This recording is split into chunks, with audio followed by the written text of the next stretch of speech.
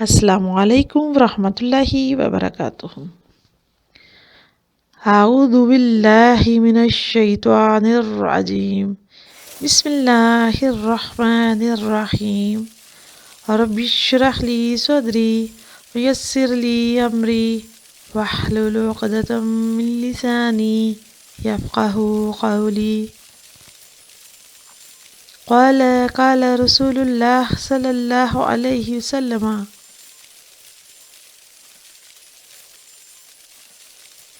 صلۃ الرحم تزید فی العمر۔ صلۃ الرحم تزید فی العمر۔ صلۃ الرحم تزید فی العمر۔ اس حدیث کا ترجمہ ہے، رشتہ داروں سے حسن سلوک عمر میں اضافے کا باعث بنتا ہے۔ پیارے بچوں، یہ حدیث الطبرانی کی 7939 یعنی کہ 7939 نمبر ہے۔ پیارے بچوں، اس حدیث کے ساتھ ہم حضرت یوسف علیہ السلام اور ان کے بھائی نام کی کہانی پڑھیں گے۔ پیارے بچوں، جیسا کہ آپ ترجمہ سے سمجھ چکے ہو کہ اللہ تعالیٰ اور اس کے نبی حضرت محمد صلی اللہ علیہ وآلہ وسلم رشتہ داروں سے حسن سلوک کا حکم دے رہے ہیں، اور اس کی وجہ سے جو ہمیں اجر و ثواب ملے گا اس میں عمر میں اضافہ، رزق میں برکت اور پرسکون زندگی ہے۔ پیارے بچوں، رشتہ داروں سے مراد ہمارے ماں باپ، بہن بھائی، ہمارے خالہ، پھپھو، ماموں، ہمارے کزنز، ہمارے دور کے رشتہ دار سب شامل ہیں۔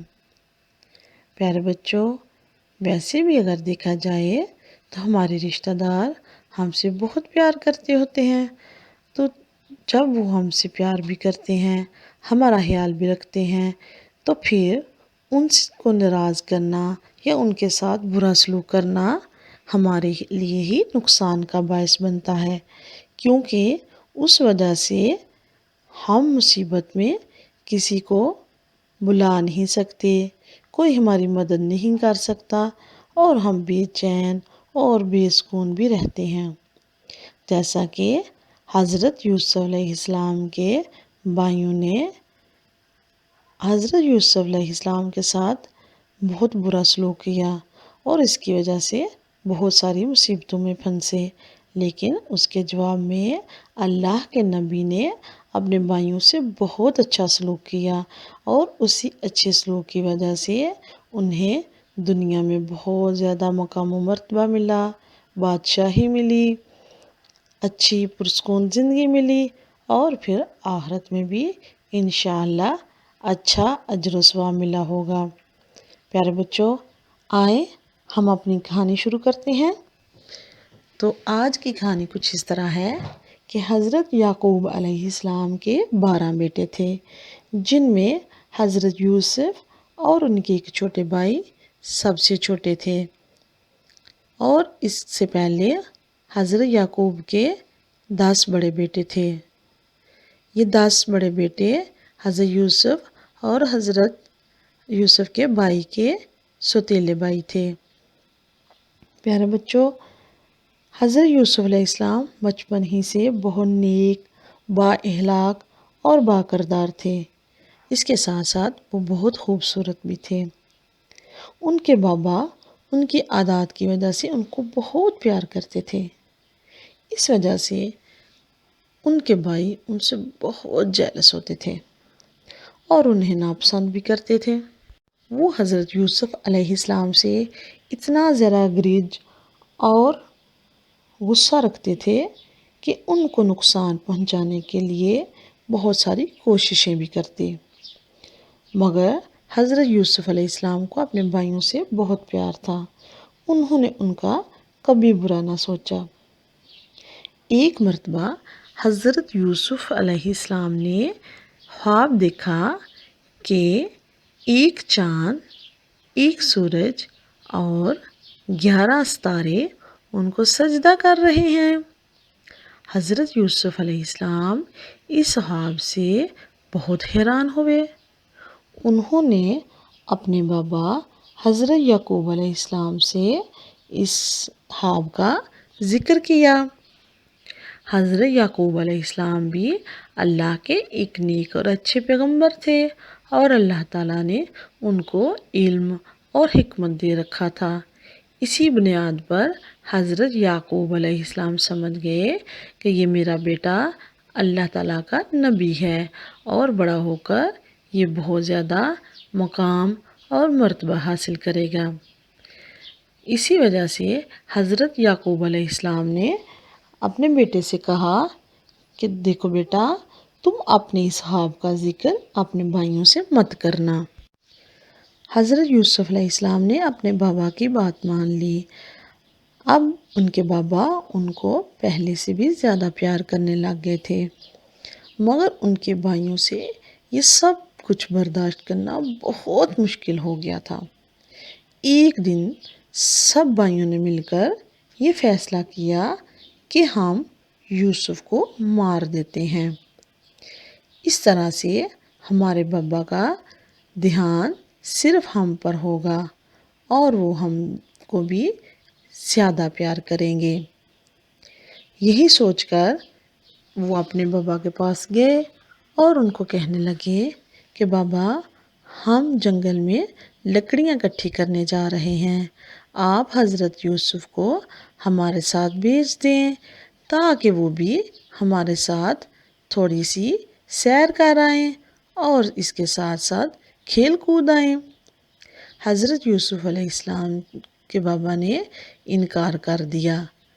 اس پر وہ بھائی ناراض ہوئے اور اپنے بابا سے کہنے لگے کہ بابا، آپ ہم پر اعتبار نہیں کرتے ہیں؟ حضرت یعقوب علیہ السلام پریشان ہو گئے۔ انہوں نے اپنے بیٹوں کا دل رکھنے کے لیے حامی بھر لی اور حضرت یوسف کو ان کے ساتھ بھیج دیا۔ جنگل میں پہنچ کر ان کے بھائیوں نے حضرت یوسف کو ایک کنویں میں ڈال دیا اور ان کی قمیض اتار لی۔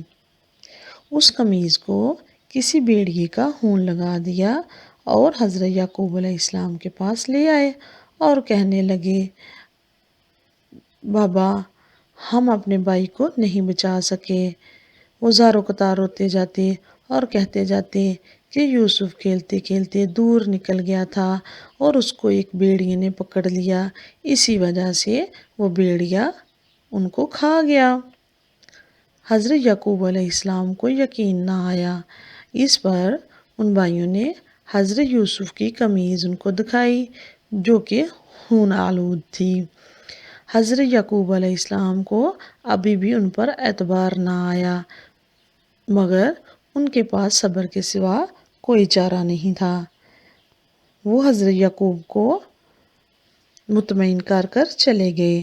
حضرت یعقوب علیہ السلام صبر اور اللہ سے دعا کرتے رہے، اور جب کبھی حضرت یوسف کی بہت یاد آتی تو وہ رونے لگ جاتے۔ دوسری طرف حضرت یوسف علیہ السلام کو کنویں میں سے 2 راہگیر لوگوں نے نکال لیا۔ وہ دونوں لوگ تاجر تھے۔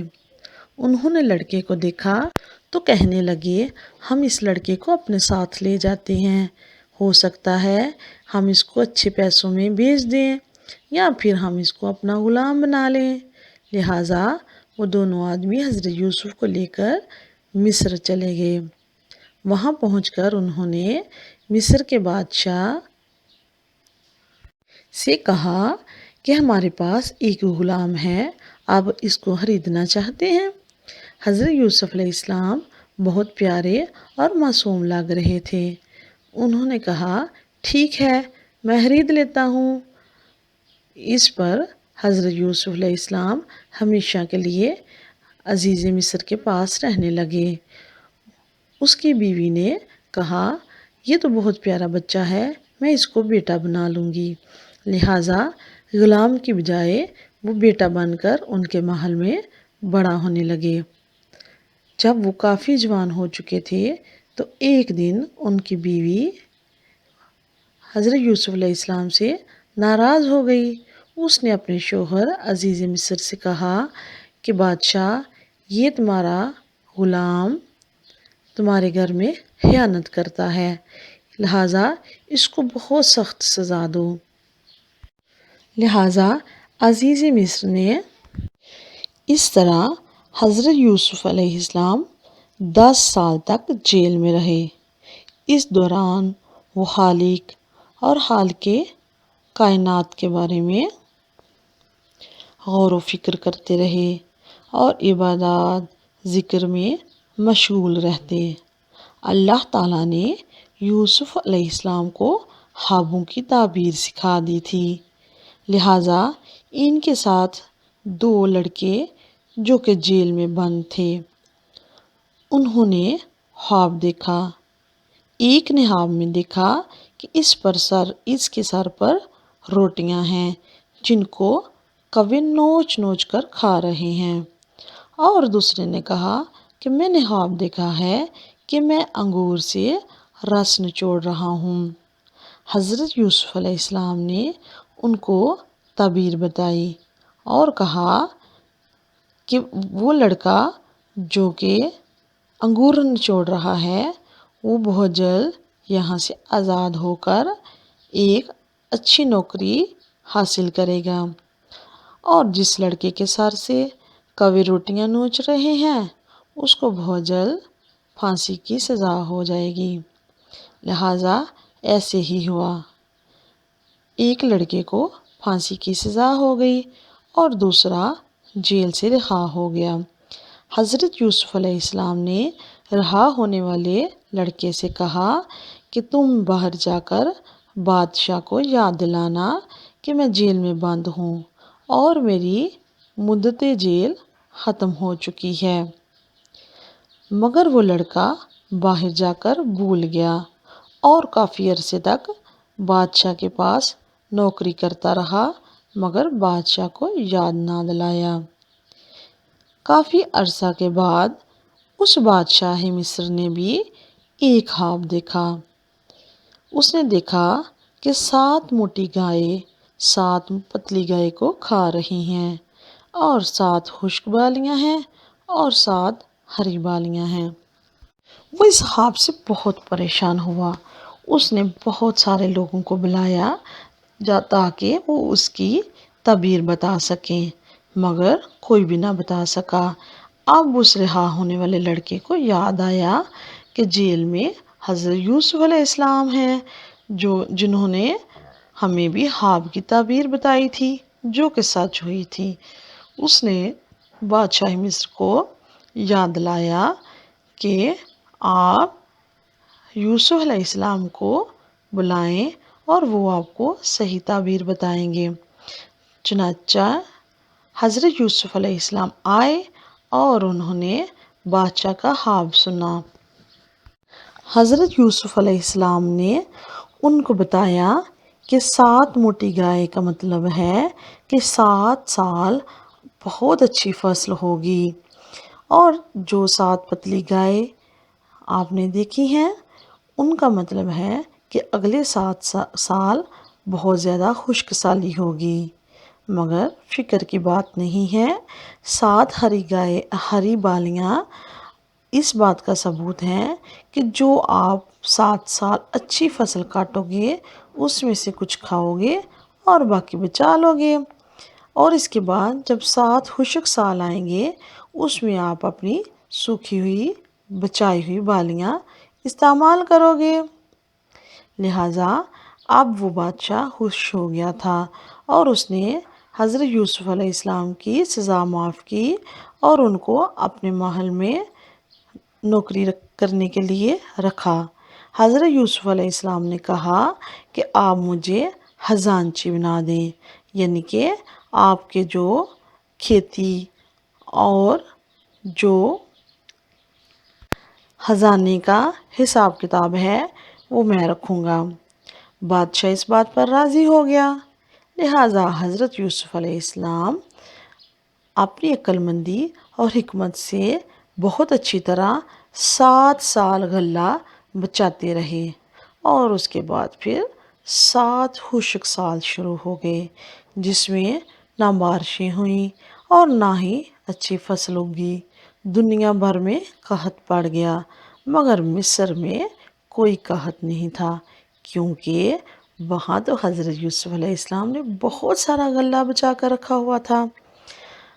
اب ایک مرتبہ حضرت یوسف علیہ السلام کے بھائی، جو کہ بہت زیادہ قحط سالی کا شکار ہو چکے تھے، غلہ لینے کے لیے مصر پہنچے۔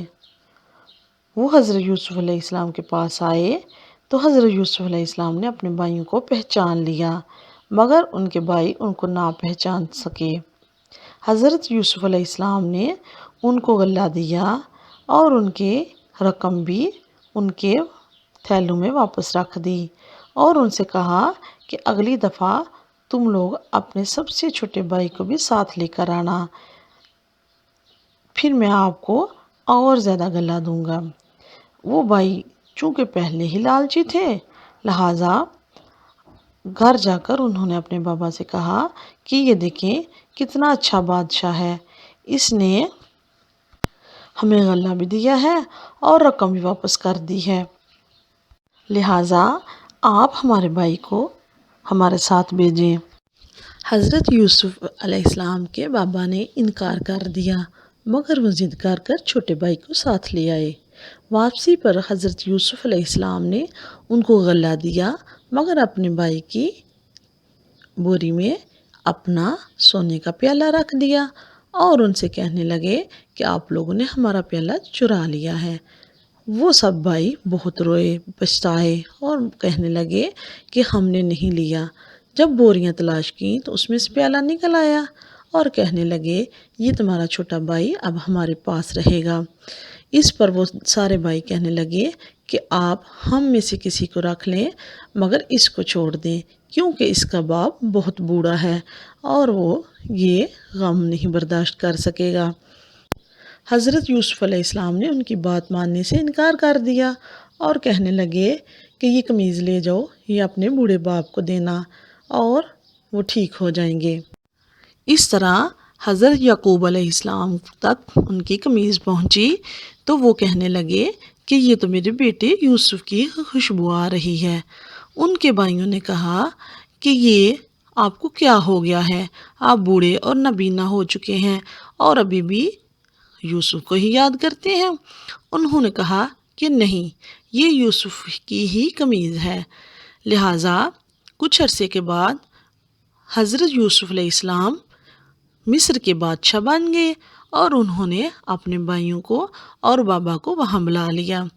جب وہ مصر میں داخل ہوئے تو حضرت یوسف علیہ السلام نے ان کا پرجوش استقبال کیا اور ان کو بہت اچھے طریقے سے اپنے پاس رکھا۔ انہوں نے اپنے ماما بابا کو اپنے پاس جگہ دی اور ساتھ میں اپنے بھائیوں سے کہا کہ آپ اب یہیں رہیں گے اور یہیں پر آپ کو ہر چیز ملے گی۔ دیکھا پیارے بچوں، حضرت یوسف علیہ السلام کے بھائیوں نے ان کے ساتھ بہت برا سلوک کیا تھا، لیکن اس کے باوجود حضرت یوسف علیہ السلام نے نہ ان کو طعنہ دیا، نہ ان کو وہ باتیں یاد کرائیں اور نہ ہی ان کو مدد کرنے سے انکار کیا، بلکہ ان کی اچھی طرح سے مدد کی اور انہیں اپنے پاس رکھا۔ پیارے بچوں، نیکی اور حسن سلوک یہی ہے کہ اگر کوئی آپ کے ساتھ غلط بھی کرے تو آپ اس کو اندھا پیشانی سے برداشت کر جاؤ اور اس کی مدد کرنا بالکل نہ چھوڑو۔ پیارے بچوں، ہمارا اپنے رشتہ داروں سے بہت اچھا سلوک ہمارے لیے دنیا اور آخرت میں فائدہ مند ہے۔ میں امید کرتی ہوں آپ اس حدیث کو اچھی طرح سے یاد رکھیں گے اور اس کے ساتھ ساتھ اپنے آس پاس رہنے والے سب لوگوں سے خوش رہیں گے اور ان کے ساتھ اچھے طریقے سے پیش آئیں گے۔ پیارے بچوں، پھر ملیں گے ایک مزے کی کہانی اور ایک بڑی پیاری سی حدیث کے ساتھ۔ تب تک اللہ حافظ۔ السلام علیکم ورحمۃ اللہ وبرکاتہ۔